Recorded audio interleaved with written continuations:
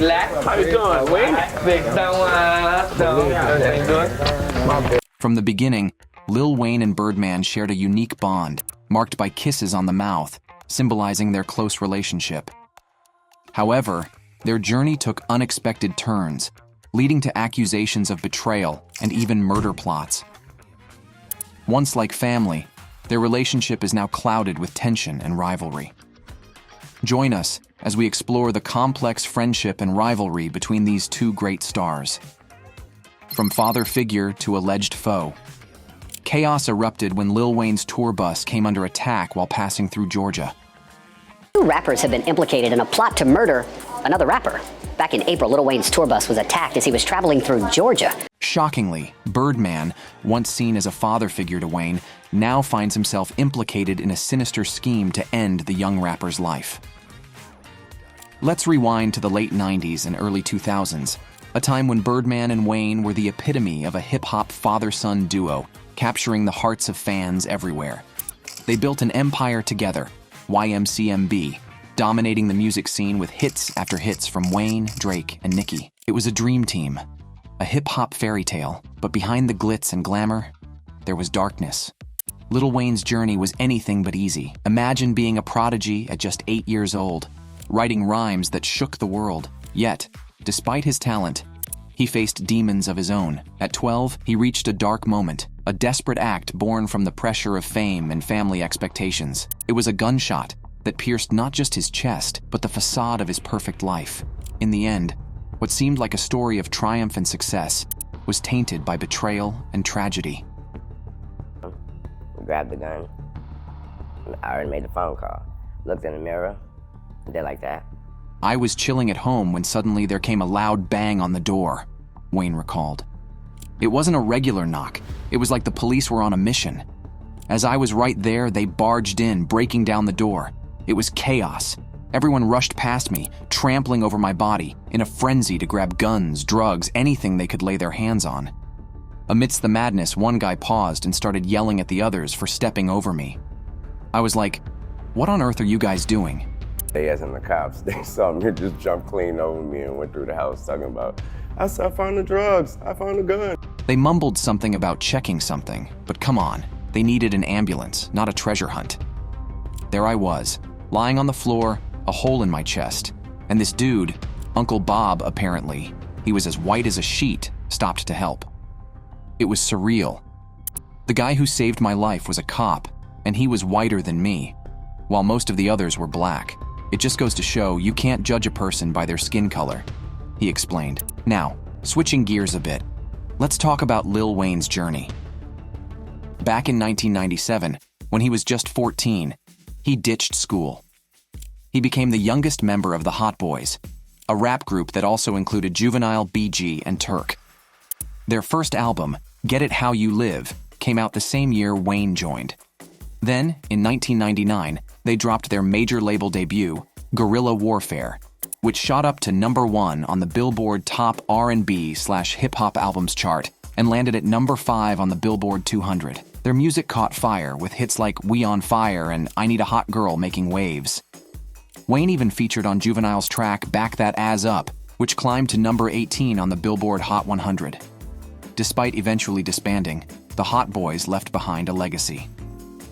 In 2003, a compilation album called Let 'Em Burn was released, filled with previously unreleased tracks from their prime years. It soared to #3 on the top R&B/Hip-Hop Albums chart and reached #14 on the Billboard 200.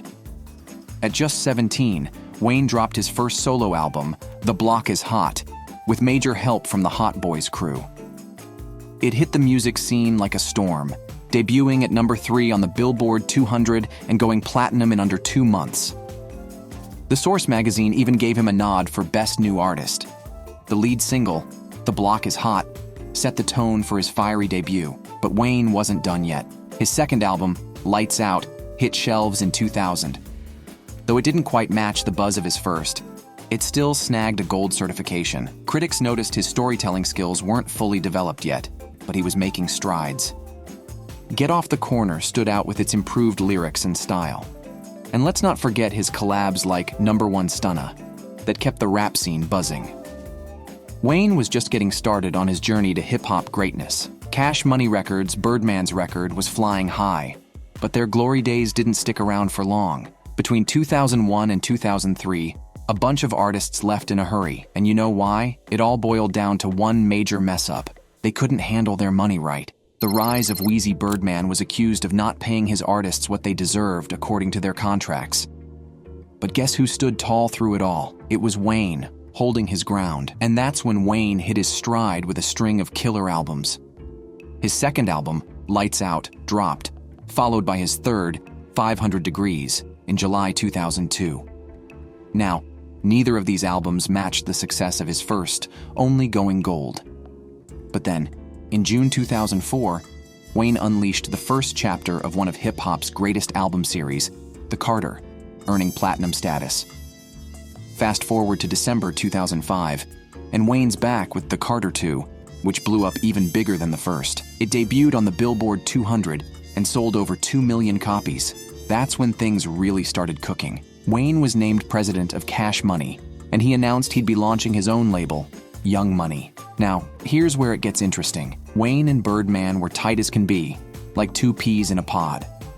Their bond went beyond just business. They saw each other as father and son.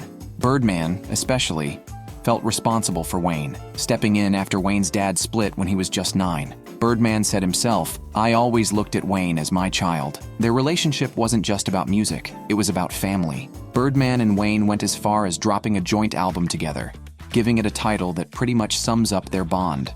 Like father, like son. Instead of dropping his album for the next 2 years, Wayne opted to hop on tracks with different rappers and R&B artists to get more exposure. Then, in 2008, Wayne's next big album, The Carter 3, hit the shelves. It was legendary. Wayne hit the nail on the head with this one. The Carter 3 Inches was his masterpiece. With tracks like Lollipop and A Millie, it sold over 1 million copies in its first week alone. Plus, it snagged 3 Grammy Awards the following year. Wayne was on top of the world, and in 2008, there was simply no other rapper on his level. Fast forward to August 2011, and Lil Wayne finally dropped The Carter 4. The Carter 4 hit the jackpot, debuting at #1 on the Billboard 200 and selling over 900,000 copies in its first week. But let me tell you, it just couldn't match up to the greatness of Carter 3. After The Carter 4, all eyes were on one thing, The Carter 5. Unfortunately, that's when things took a turn. This album was supposed to be the Holy Grail, and Young Money started hyping it up. Drake even tweeted about it in February 2014. Then, Wayne told fans it would drop on May 5th, 2014. But by December of that year, there was still no sign of The Carter 5. They set a new release date for December 9th, 2014. But just 5 days before, Wayne shocked everyone with a series of tweets. Cash Money's famous Money Maze. Wayne spilled the beans, saying Birdman, also known as Baby, and Cash Money were holding the album hostage. Wayne felt like a prisoner, trapped by the label, stifling his creativity. It wasn't his fault, he said, and he kept apologizing to his fans. Then came the bombshell. He wanted out of Cash Money. About a month and a half later, Wayne sued Birdman and Cash Money for a whopping $51 million. The lawsuit was a maze, revealing Wayne had signed multiple contracts over the years, from his first deal in 1998 to agreements in 2003, 2005, 2006, 2008, 2009, and 2012. Wayne was locked in. The 2012 contract promised him $40 million for 4 solo albums and 1 duet album, plus $10 million per solo album, $8 million up front, and another $2 million upon delivery. His 2003 agreement gave him ownership of Young Money Records, with 49% of the profits. And in 2008, Cash Money agreed to give Lil Wayne monthly updates on Young Money's finances. Wayne's 2009 agreement, famously dubbed the Drake Letter Agreement, laid out some sweet deals for the rapper. According to this agreement, Wayne was entitled to 1/3 of all net profits from Drake's recordings. That sounds like a pretty good deal, right? Well, it's only good if Birdman holds up his end of the bargain. Unfortunately, Cash Money failed to deliver on several fronts. They didn't provide the monthly accounting updates as agreed upon in the contract. Plus, Wayne never received any accounting updates on the money made from Drake's career. This means Wayne didn't see a penny from guiding Drake to superstardom. The lawsuit also revealed that Cash Money neglected to register Young Money as partially owned by Wayne. They didn't pay Young Money artists their royalties either. This led to Tyga suing the label for $10 million. And it gets worse. Cash Money failed to pay the $8 million up front and the $2 million afterward for the Carter 5 Inches album.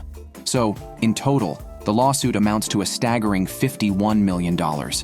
This includes $8 million for the Carter 5 Inches album, $5 million for failing to register Wayne's ownership of Young Money, $13 million for undisclosed album sales profits, and $25 million for breaching previous agreements. And get this, the $51 million figure doesn't even cover the money Wayne wasn't paid for Drake, Nicki Minaj, and Tyga's careers.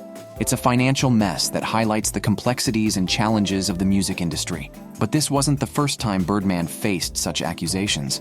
Behind the scenes of Cash Money's schemes, remember how we discussed earlier that many Cash Money artists left the label for similar reasons? Well, there's more to the story. Reports suggest that at one point, Cash Money was raking in a cool $1 million per month. Instead of paying the artists their dues, Birdman allegedly came up with a rather cunning scheme. He'd buy a luxury car and tell everyone it belonged to the whole crew. You've got to hand it to him. Birdman's got some real cunning. But instead of settling debts or paying up what he owed to Lil Wayne, whom Birdman called his son, he seemed to opt for a more drastic solution.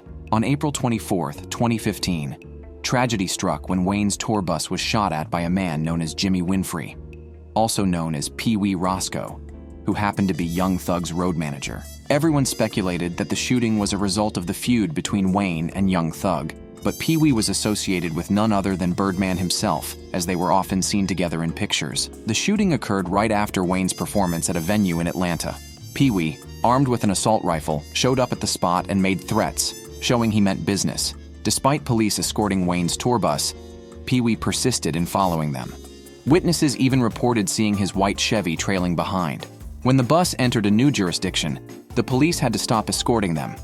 And that's when Pee Wee opened fire on Wayne's tour bus. After the shooting, Pee Wee made a call to a number linked to Wayne's surrogate father figure, Birdman. The cops also noted that Young Thug called Pee Wee multiple times just minutes before the incident, adding another layer of suspicion to the already murky situation. A phone call from jail between Pee Wee and Birdman surfaced later, where Birdman could be heard promising to pay the shooter for his actions. Some speculate this call occurred right after the bus shooting. Alvin Lewis, the bus driver, filed a lawsuit claiming Pee Wee shot the bus because Birdman promised him $250,000 and a Porsche. It raises eyebrows. How could Birdman pay the shooter but not Lil Wayne? Pee Wee faced 30 charges, including the shooting, and struck a plea deal, landing him 20 years in jail. Meanwhile, Lil Wayne and Birdman finally settled on June 7, 2018. Though the actual figures remain undisclosed due to a non-disclosure agreement, sources suggest it's an 8-figure sum. Months after the settlement, on September 28, 2018, the Carter 5 Inches was released, freeing Lil Wayne from Birdman's grasp. It's a relief to see Lil Wayne liberated from the clutches of the supposedly upright businessman, Birdman. Meanwhile, as Wayne was working on The Carter 5, he surprised fans by announcing his next album, Funeral. On January 23, 2020, he unveiled the release date and album artwork. Funeral dropped on January 31st, skyrocketing to the #1 spot on the US Billboard 200, selling 139,000 album-equivalent units, a testament to Wayne's enduring popularity. Critics praised Funeral, applauding its musicality and lyrical depth. Not one to rest, Wayne showcased his versatility by appearing as Robot on Season 3 of The Masked Singer right after Super Bowl Live, albeit being the first contestant eliminated. He also joined forces with Lil Baby on the track Forever, featured on Baby's album My Turn, released on February 28, 2020. But Wayne's talents aren't confined to music alone. A journey through versatility. On April 24, 2020, he launched Young Money Radio on Apple Music in collaboration with Dash Radio. Described as a platform for heavyweights to discuss sports, music, and comedy, the show garnered attention for its star-studded guests and engaging discussions. To mark the 5th anniversary of his album, Free Wheezy Album 2015, Wayne made it available on streaming services on July 3, 2020. He also treated fans to a deluxe edition of Funeral on May 29th, featuring collaborations with artists like Doja Cat, Tory Lanez, and Lil Uzi Vert. Continuing his streak of surprises, Wayne dropped his 2009 mixtape, No Ceilings, for commercial release on August 28, 2020, teaming up with ASAP Ferg on the track No Ceilings. He further showcased his versatility by lending his talents to Youngboy Never Broke Again's album Top on the track My Window, earning praise from critics. As if that wasn't enough, Wayne released the deluxe edition of The Carter 5 Inches on September 25, 2020, in celebration of the album's 2-year anniversary, treating fans to previously unreleased tracks. With each move, Wayne continues to captivate audiences, proving himself as one of hip-hop's most enduring and versatile artists. On November 27, 2020, Lil Wayne surprised fans by dropping the mixtape No Ceilings 3 Inches and teasing his upcoming album, I Am Not a Human Being 3, for 2021. However, due to unforeseen delays, the album didn't see the light of day that year. Fast forward to October 1st, 2021, Wayne teamed up with Rich the Kid to release a collaborative mixtape titled Trust Fund Babies, accompanied by a music video for their single, Feelin' Like Tunechi. The duo spent roughly a month and a half recording the mixtape, showcasing their undeniable chemistry and camaraderie. Wayne expressed his admiration for Rich, referring to him as his little bro, and emphasizing their strong bond. Then, on March 31st, 2023, Wayne treated fans to his first ever greatest hits album, I Am Music, a testament to his illustrious career and lasting impact on the music industry. Continuing his streak of collaborations, Wayne was featured on the remix of Ciara and Chris Brown's single How We Roll, released on November 3rd, 2023, further solidifying his status as a versatile and influential artist. While Wayne and Birdman's relationship has been a roller coaster ride, filled with ups and downs, their recent reunion in the studio has sparked excitement among fans of the Young Money collective. The eagerly anticipated reunion photo surfaced on Lil Wayne's Instagram stories on Friday, January 25th, 2024. While the duo seemed to be in the midst of a studio session, Wayne kept details about their collaboration under wraps. Over the years, Baby and Wayne have encountered their fair share of disagreements, including Birdman's frustration with Wayne's tendency to emulate Jay-Z. In a candid interview with Rolling Stone, Lil Wayne reflected on the 15th anniversary of The Carter 3 Inches and his journey in the music industry.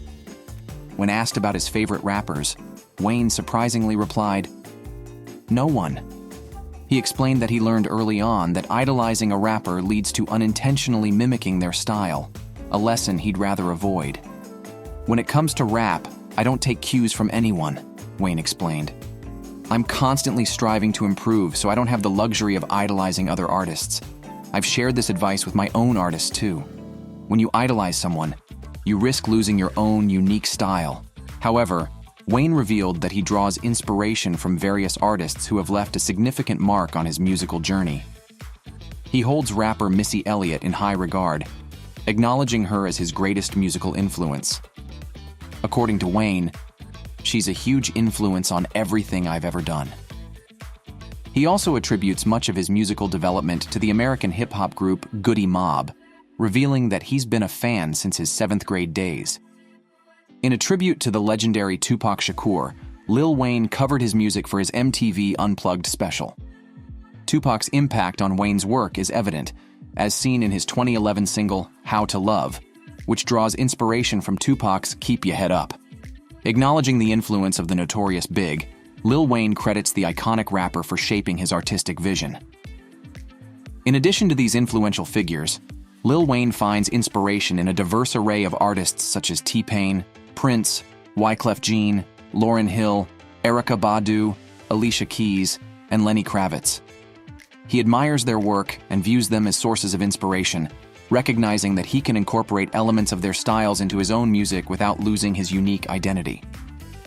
In a nod to Lauryn Hill, Lil Wayne collaborated with rapper Cowboy on their 2021 single Miseducation, paying homage to Hill's acclaimed 1998 album, The Miseducation of Lauryn Hill. Wayne is hailed as one of the most influential artists of the 21st century, often dubbed the greatest rapper of his generation, and considered among the all-time rap greats. his unique musical style and pioneering use of auto-tune have left an indelible mark on hip-hop and its various subgenres, notably shaping the evolution of trap music. Renowned artists like Nicki Minaj, Young Thug, and Lil Skies frequently cite Lil Wayne as their musical role model and a significant source of inspiration. Moreover, a plethora of emerging rappers and musicians attribute their careers and musical identities to Wayne's influence. Now let's delve into Wayne's personal life for a closer look. Wayne is a father of 4 children. His eldest, daughter Reginae, was born on November 29, 1998, when he was just 16 years old, to his high school sweetheart, Toya Johnson. They later tied the knot on Valentine's Day in 2004, only to part ways in January 2006. In August 2008, false rumors spread about Reginae's death in a car accident, swiftly debunked by Wayne himself. His second child, Dwayne III, came into the world on October 22, 2008, at the Christ Hospital in Cincinnati, born to radio broadcaster Sarah Vivan. Cameron, his third child, was welcomed by actress Lauren London on September 9, 2009. Neil, his fourth child, was born on November 30, 2009, to singer Nevaeh. In July 2014, rumors swirled about Wayne dating singer Christina Milian, notably seen together at the ESPY Awards. They confirmed their relationship in mid-2015, facing criticism from their respective exes, singer Nivea and songwriter The Dream. However, their union came to an end in August 2015, following collaborations on multiple singles, videos, and concert appearances. Wayne was once engaged to model Latacia Thomas, but called off the engagement in May 2020. In June 2020, reports emerged of Wayne dating another model, Denise Bideau. However, their relationship hit a rough patch in November 2020, allegedly due to Wayne's support for Donald Trump. Shortly after, reports suggested they had reconciled. Despite this, Wayne and Bideau parted ways again in January 2022. In a candid interview with Blender, Wayne reminisced about his childhood love for the rock band Nirvana, revealing them as a significant influence on his musical journey. At just 14 years old, he inked his first tattoo, honoring his father's name, followed by Cash Money across his stomach. Over the years, his body art has expanded to include a range of meaningful symbols, from a Jay-Z verse etched on his leg to the bold declaration, "I am music," adorning his forehead, alongside teardrops delicately marking his cheeks. His latest addition, Baked, boldly stylized as the Baker Skateboards logo, graces his forehead, reflecting his ever-evolving identity. Despite his fame and success, Wayne remains grounded in his faith, identifying as a Catholic. His beliefs are not just words, they're a profound part of his life. During a performance at Newark Symphony Hall, Wayne openly professed his belief in God and Jesus, proof of his unwavering spirituality.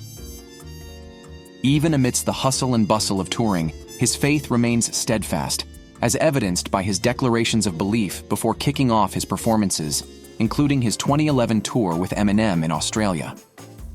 Despite his musical prowess, Wayne's thirst for knowledge led him to pursue higher education. After obtaining his GED, he embarked on a journey to the University of Houston in 2005. However, the demands of his growing career forced him to drop out the same year. Undeterred, he later switched gears, enrolling in online courses at the University of Phoenix, where he pursued a degree in psychology. Despite his busy schedule, reports from Herb magazine in March 2007 hinted at Wayne's academic prowess, suggesting he excelled in his studies at Houston. Wayne faced criticism following the release of a TMZ video showing him stepping on the US flag. He later clarified that his actions were part of a video shoot for a song on his upcoming album, God Bless America, emphasizing that he never intended to disrespect the American flag. Instead, he explained that the flag symbolized the struggles and challenges faced by communities across America. In late 2016, Wayne expressed skepticism toward the Black Lives Matter movement, stating that he didn't feel a strong connection to it. He asserted that his success as a wealthy black man with a diverse fan base demonstrated that black individuals are valued in the United States. In a significant move in 2016, Wayne acquired Players Rep Sports Agency, transforming it into Young Money APAA Sports. Under his ownership, the agency hired Nicole Lynn, the NFL's first female sports agent.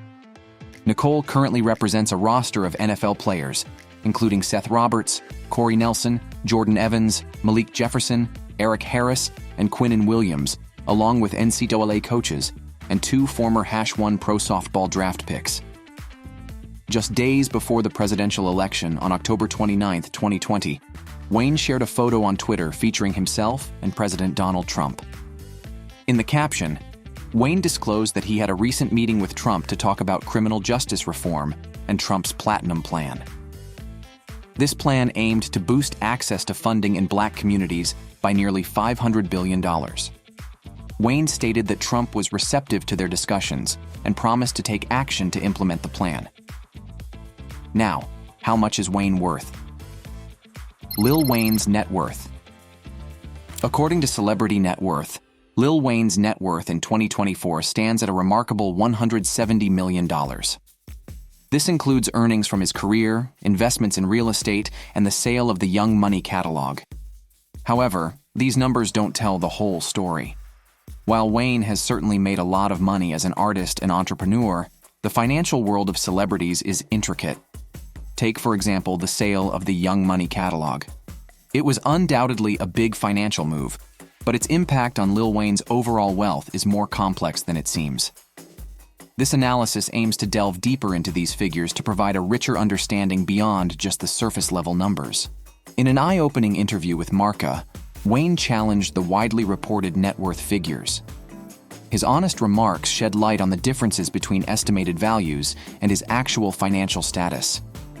It's important to recognize that net worth estimates often rely on guesswork and may not accurately reflect an individual's true financial standing.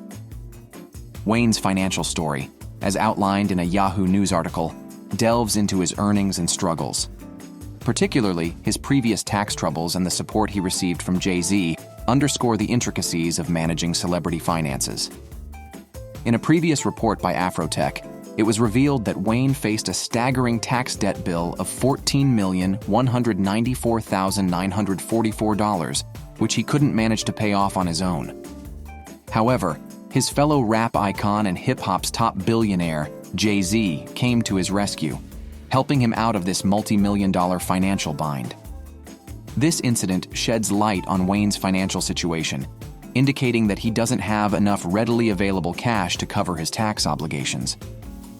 This aspect significantly impacts the calculation of his net worth and provides a deeper understanding of his financial standing.